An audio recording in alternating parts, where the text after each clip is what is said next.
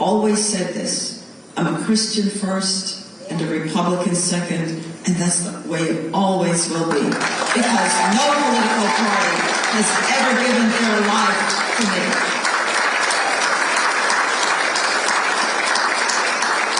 So your voice isn't lost, and I'm not going anywhere, and neither are you. Virginia is not a radical leftist state, and we will hold to account anyone who tries to impose on us the ideology of the left. Hello. We must offer our hands of cooperation, but the gesture comes with a warning. Do not tread on me. Thank you all for coming. Really not even supposed to be here. Think about it. I mean, I'm an immigrant from another country, and yet you all have given me the opportunity to do this. This is such an amazing thing for me. Really, even when I had the protesters from the other side, I looked at them in wonder. They thought they were hurting me, but they weren't, because I thought to myself, this is America. It's amazing that we can protest each other, go home and cook dinner, wonder who's coming to get us. And we must never lose that. America is such a wonderful place. I don't think we know that. I'm watching people teach their children to hate their country. Why would you do that? Where else are you going to go? And so I thank you. I thank you for giving me this very great opportunity. And it started, of course, when you gave my father the opportunity to come to this great country with, again, you heard me, his $1.75. And that's what started the trajectory of my life.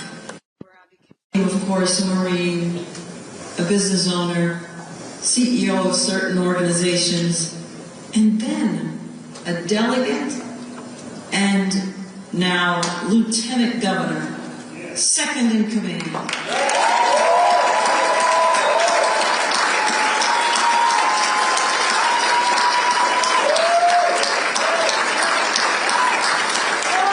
Now, I have to tell you, I am like everyone. I wanted to wait until every single ballot was counted.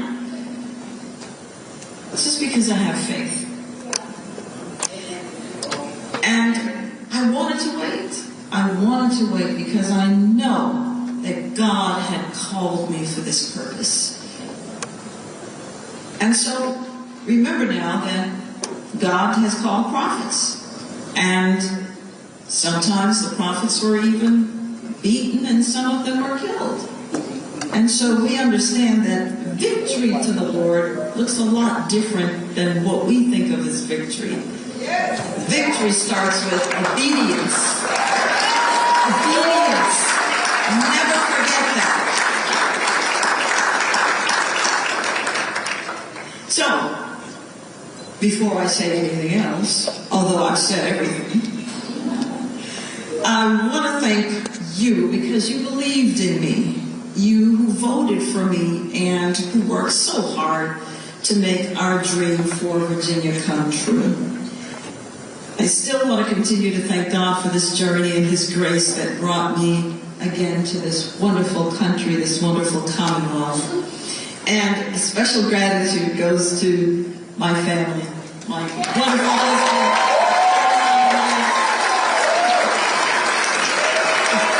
and my wonderful children, Janelle and Katja.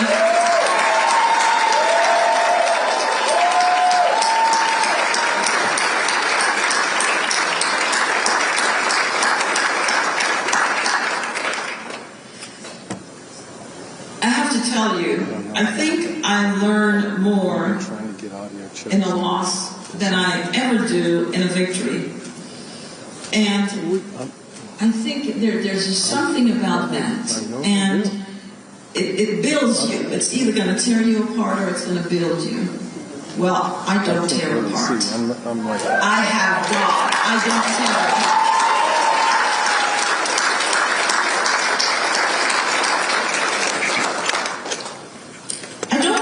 came up short. I think we tried very, very hard. So many had counted me out for so long. And it's an amazing thing to watch. And we just kept plugging and plugging. And so I want to say to our young people here, remember that life has ups and downs.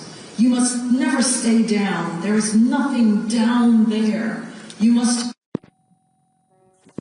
one life that you have, and it must be lived to the fullest. Your life has purpose. You have purpose.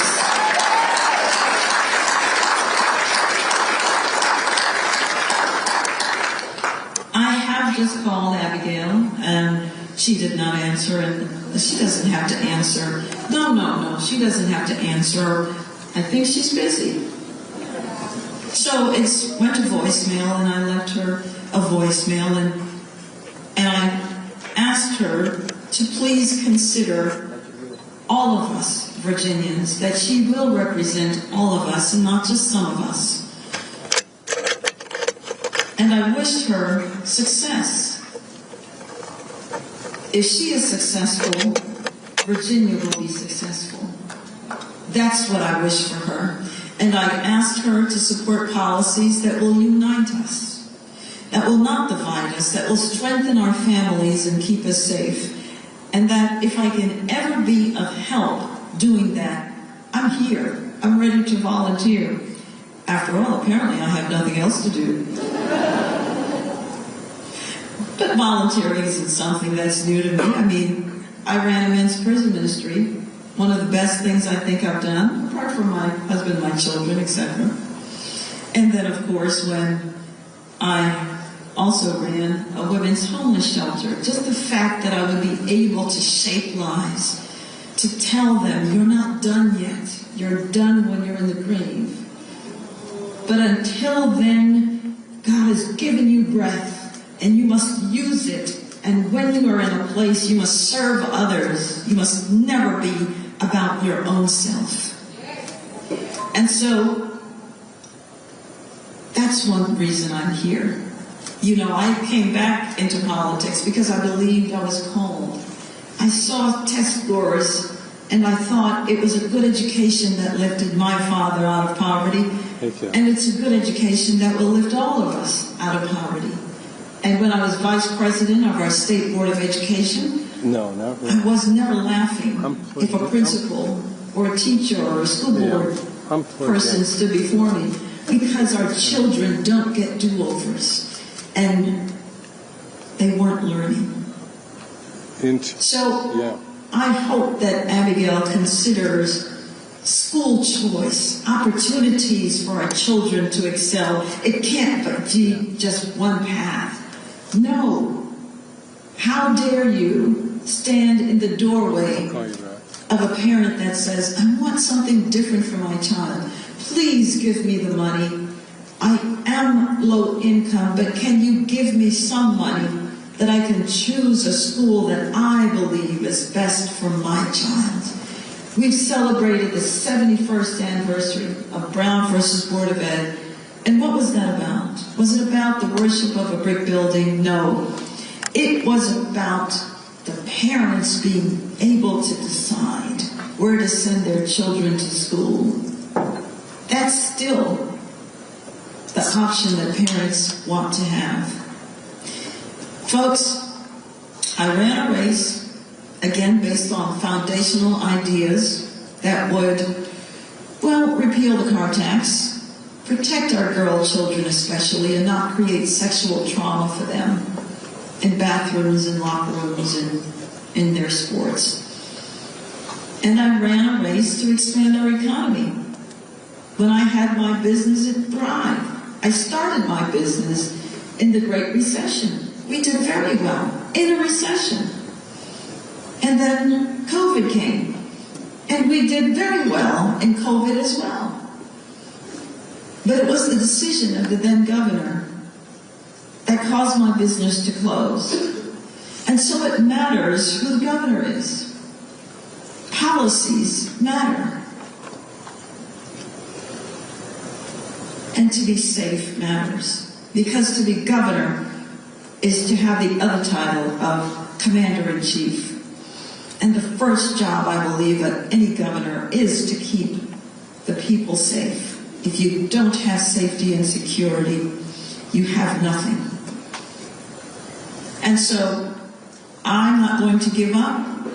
Have you given up? No, you must not. My opponent, Abigail, ran as a moderate.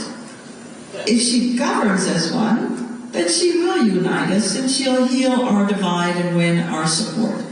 I hope and pray she does. But all should note, I don't consider this a loss, because remember, I've always said this, I'm a Christian first and a Republican second, and that's the way it always will be, because no political party has ever given their life to me.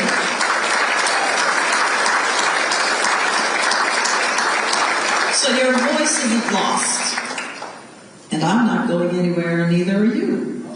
Virginia is not a radical leftist state, and we will hold to account anyone who tries to impose on us the ideology of the left.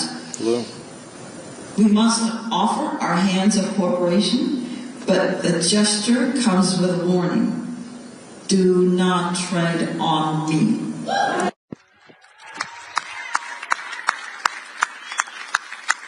The wind belongs to God. He has ordained all that is and will be, and he wants his children to live in peace. Let us do so.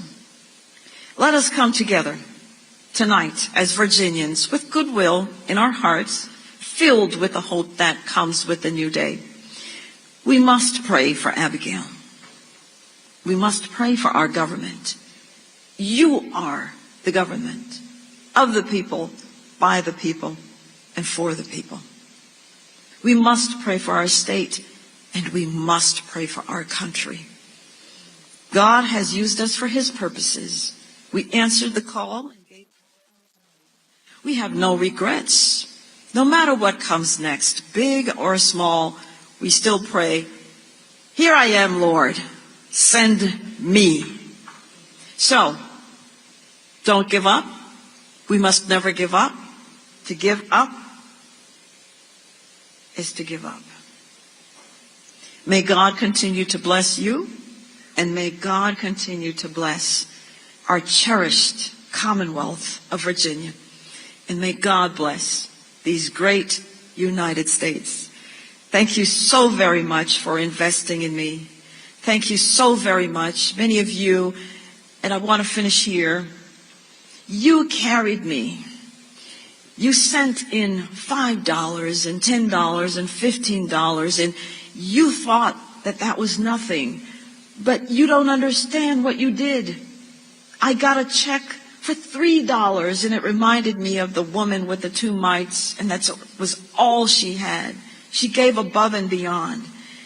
And those $5 and $10 and $15 and $25, they afforded me the ability to have, averaging every day, almost $250,000 to $300,000 a day. Without those $5, I would not even have been here, because I had no money until other harder dollars came in.